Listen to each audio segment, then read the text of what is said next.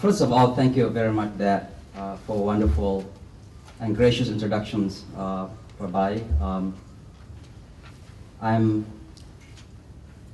very humbled to be introduced by such a tremendously successful activist in our communities. He's a champion of reconciliation and peace here and beyond, Rabbi Pitsowski. So please give hands for Rabbi Pitsowski.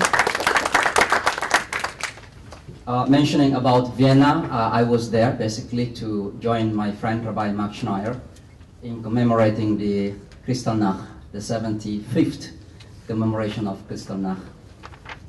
Because I do believe that only by understanding the history and the pains and the suffering of others, we might be able to appreciate others.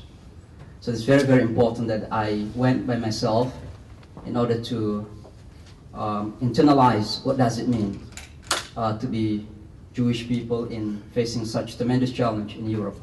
Not only during those days, but up until now, Jewish friends in Europe are still facing tremendous difficult challenges. And to give you one example, the European Union just issued a decree banning male circumcisions and religious ritual slaughterings. And these issues are both concerned to Muslims and Jews. Unfortunately, in the last few months, there were no cooperation between the two communities. So we say in Arabic, Alhamdulillah, thank God, that our visit brings them together. And now, this past Monday, they launched joint initiative of petitions against that banning in Europe. Now let me come to the issue tonight, and I'm very sorry I'm not going to talk about the book. It's too heavy for me to handle. It's so huge. The book reached me, but I didn't have a chance to read it. I opened it, but I didn't have a chance to read it. And so I'm going to talk just a little bit about the importance of Muslims and Jewish relations. First of all, I used to express in this way, and in particular, my friends, Rabbi Mark Schneier, used to say that we Jews and Muslims do not only have common faith, but also common faith, F-A-T-E. What does it mean? Religiously speaking, there is no two identical religions closer than Judaism and Islam. You talk about theology, you talk about belief system, you talk about legal system. We have halal, you have kosher. You know, I eat kosher, even though not all Jews eat halal. I know Rabbi eat halal, but you know, I love to eat kosher. In fact, when I went to Vienna, every day we eat kosher. And so we have this commonality, we have these similarities, even down to some social, cultural practices of Muslims and Jews.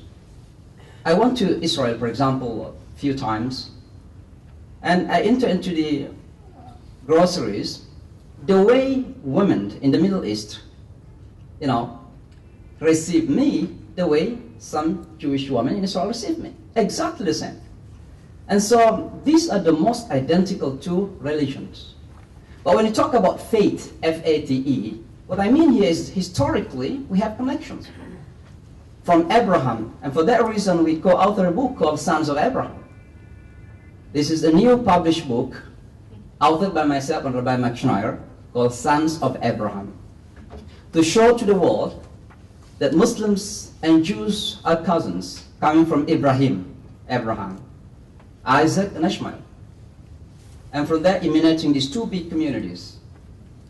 So from Ibrahim down to, is mentioned in the book, about the Al Jazeera Jews, the Jews in Al Jazeera, especially the Yemenite Jews, down to the Jews in Medina before even the arrival of Muhammad in Yathrib at that time in Medina.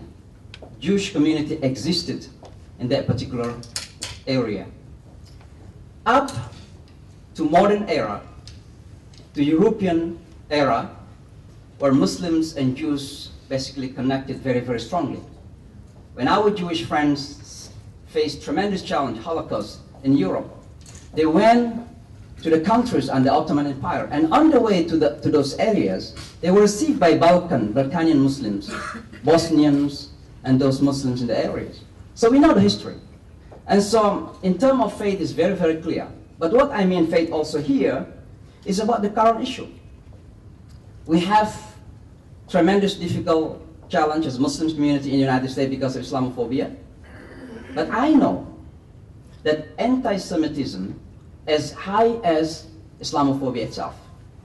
In 2010, for example, the City Council speaker told me that anti-Semitism, in fact, is higher than Islamophobia in New York City. In New York City.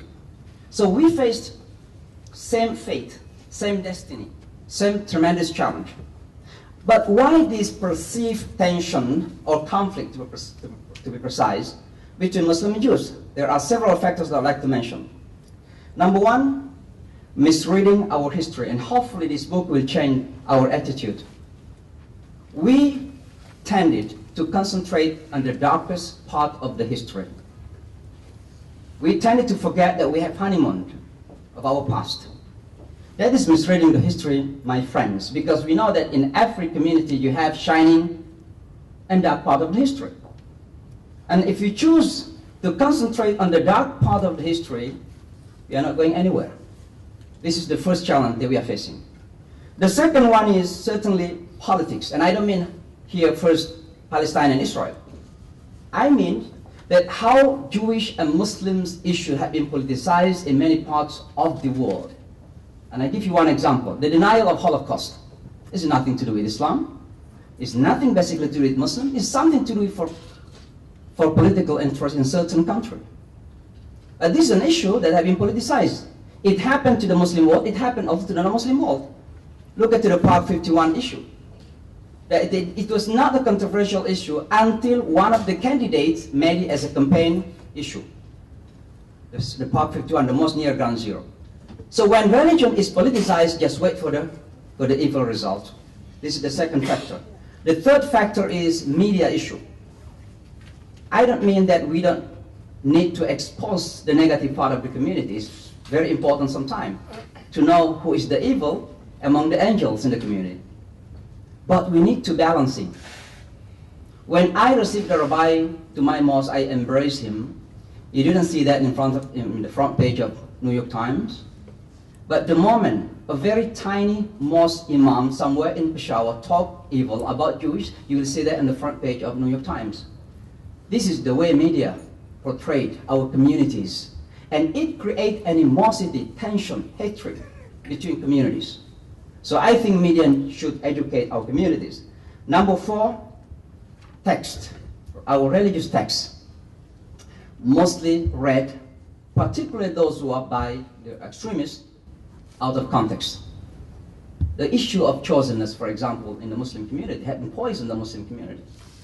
You know, the issue of chosenness had created such big conspiracy theory in the minds of Muslims. Because Jewish are chosen people, they are going to rule the world, they are doing everything else to take over our countries. This poison had been there in the minds of many. So we need to tackle this issue. What does it mean for the Jewish people to be chosen? Now, in the Muslim community, we have khayr ummah, kuntum khayra ummatin ukhrijat linnas. What does it mean for the Muslim to be khayr, the best? And I often ask this question, which one is better? The chosen or the best? Because the Muslims are the best, while the Jews are the chosen. So you can choose between the chosen or the best. This is among the issues they were facing in our religion. Religious texts have been misunderstood widely or understood out of context. This is number four. Number five, because my time is about Palestine and Israel's issue. And of course, we consider that a 900 elephant in the room. Both communities are concerned about it. But one thing we have to remember, that we are all committed into one thing, and that thing is peace.